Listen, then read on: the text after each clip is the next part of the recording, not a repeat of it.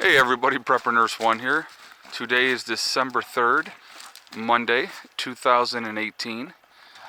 Year's winding down, and there's the puppies playing again.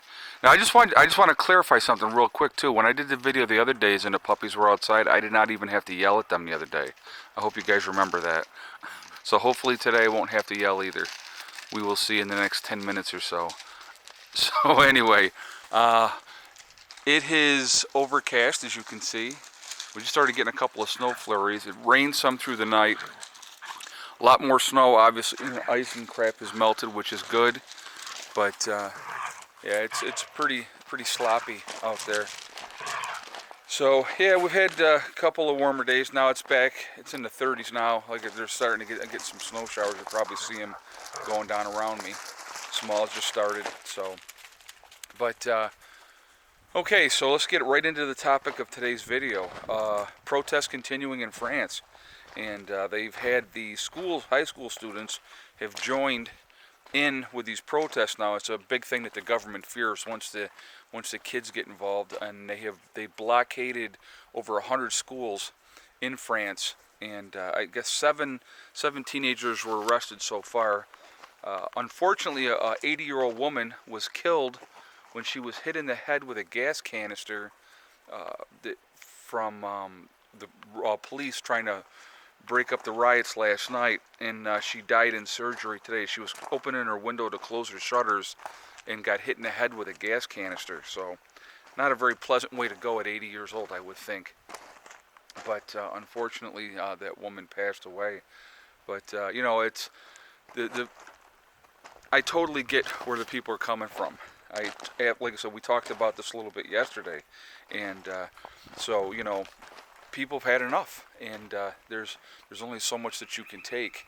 But I completely support them. I guess 72% of the people in the country of France are very supportive of what's happening right now with these protests, and so I mean that kind of is very clear. You know.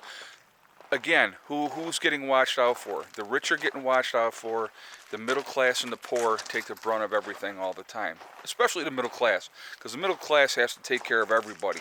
That's just how it works. That's how it works here in the United States. The middle class, we get hammered. And so first of all, let me just say this. I had somebody made a comment yesterday, and this is from the UK, and they were talking about all the taxes that they get for this, that, and the other thing. And I'm like, man, I have absolutely no right to complain, because you guys are getting hammered way worse than we are. Why are you out not in the streets protesting that nonsense? My God, oh, that's right, because they disarmed you. And I'm not being sarcastic, guys. But I can't believe that more people are just not getting to that breaking point. It surprises me that it has taken this long. France has always been a hotbed for that, though. People in France don't take no crap. I mean, they get to a point, and then they go, okay, that's enough of that, and they force a change.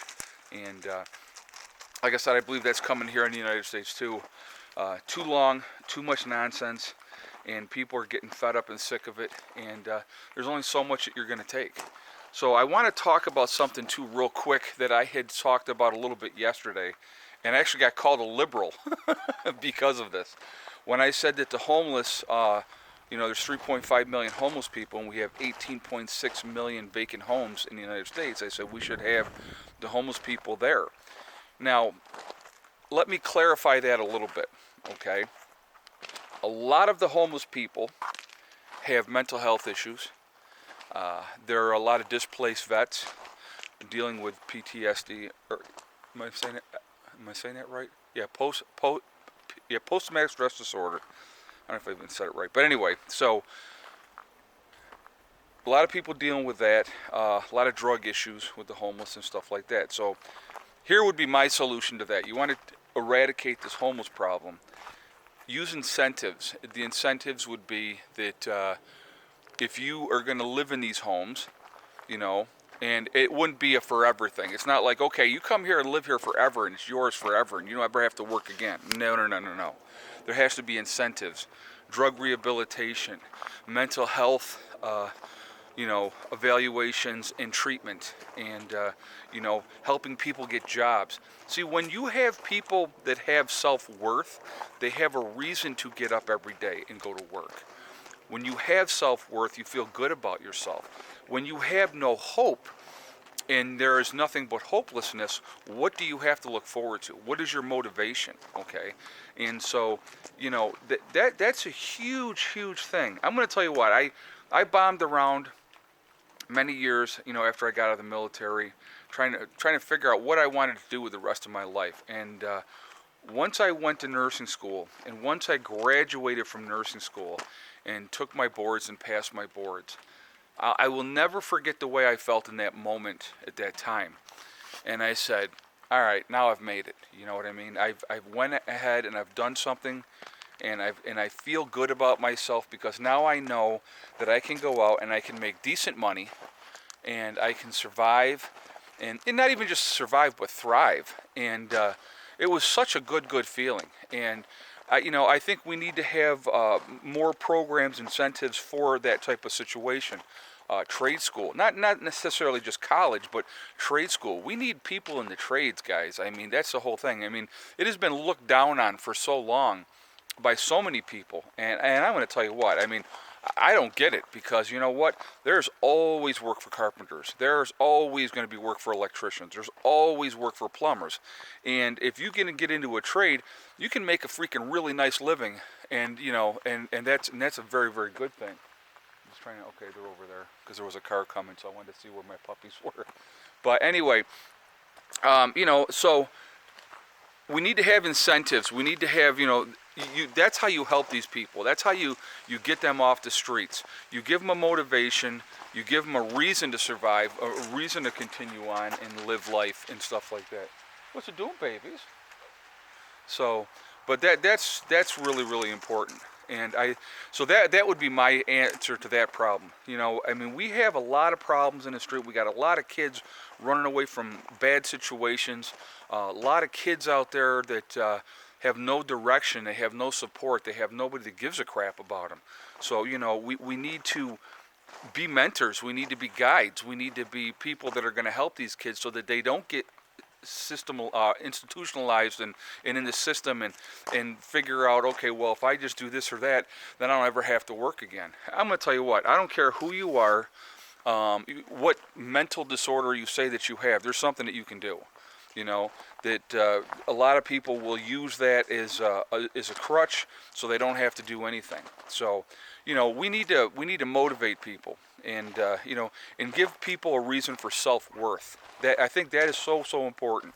And they got to do something, like I said, with these taxes and stuff too, because I mean, like you guys in the UK, when the guy was telling me the different stuff that in a comment, I was just like flabbergasted that you guys are getting hammered as badly as you are. I know, like I said, I knew the gas prices were atrocious over in Europe, and a lot of you guys came on and commented and told me what the prices were and stuff like that. And I'll tell you what, if that was like that here, people would lose their mind. I mean, now California, I know you guys get hit hard. I was out in California in September, and it was like the gas prices out there. I was like, oh my God, it's like almost $4 a gallon. And so that was just, and I was in Northern California, but it was crazy. I was just like, man, that is insane. And I mean, it's bad enough here in New York, and like I said, I know a lot of places in the country, they're paying, less than $2 a gallon here. And like I said, I think I stopped at the gas station the other day, and it was $2.79 here in New York. But like I said, I know California gets hit with a lot of taxes for their gas, and we get hit in New York for a lot of taxes with our gas too. And here's the thing with all that, where's all that money going? What are they doing with all that money? I mean, all these taxes, and every time you turn around, registering your car and having, all this different things that you got to have, and you, like with New York State, you have to have a 2-year registration on your car, and it's like, so we're paying like $80 here. So anyway, this is Molly, guys. She's gotten a little fatter. She's still tiny, but she's getting a little fatter. It's a good girl. Yeah, it's a good girl. See, she's gotten a lot better. For a long time, you couldn't even touch her, but she's got such a good motor. What, baby girl? What? Yeah. She's a good cat. Still standoffish. She don't like Heather too much, but I don't think she likes females. But she's pretty good with me. Yeah, baby. There's motors going right now. I don't know if you guys can hear it. But her children are the same way. Boy, as soon as you touch her babies, they start their motor going. All right, so anyway, I want to hear your guys' feedback. What do you think? I mean, how do we deal with this homeless situation in the U.S.? That'd be definitely a question that I have for you guys, too. Do you support the protest going on over in France right now? And I know there's protests going on in Germany and other places over in Europe as well. People have just had enough. A lot of it, not all of it, but some of it's the immigration crisis that they got over there. And you know, we're dealing with our own stuff here in the United States as well. But you know, there comes a point where we need to take care of our own. You know, the people that are here, our people, you know, in the United States, we have a lot of issues that we got to deal with, and it just never stops. You know, the drug issue is just ridiculous. You know, heroin, I don't know how in God's name heroin could ever make a huge comeback like it has and kill off an entire generation of young people. But it has. It makes no sense to me. I mean, I'm going to tell you what, even in my party days, guys, I'm going to tell you what, the one thing I never screw with heroin. Because I saw what that did to people. So where in your mind do you think, hey, you know what? This looks like a really good idea to do. I don't get it. I really don't get it.